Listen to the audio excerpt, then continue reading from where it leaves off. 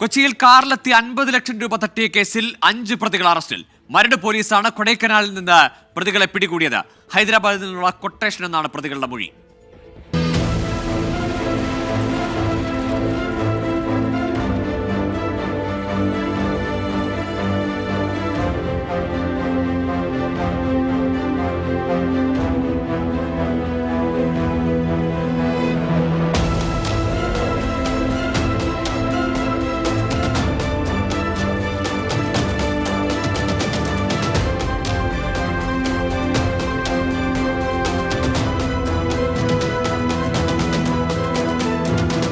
പച്ചാളം സ്വദേശിയുടെ 50 ലക്ഷം രൂപയാണ് പ്രതികൾ കുരുമുളക് സ്പ്രേ പ്രയോഗിച്ച് തട്ടിയെടുത്തത്.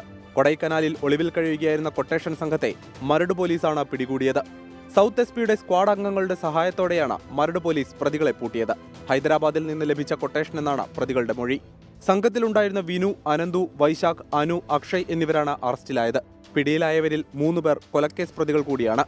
ഈ മാസം 19-നായിരുന്നു പച്ചാളം സ്വദേശിയുടെ വാഹനത്തിൽ നിന്ന് പ്രതികൾ പണം കവർന്നത്.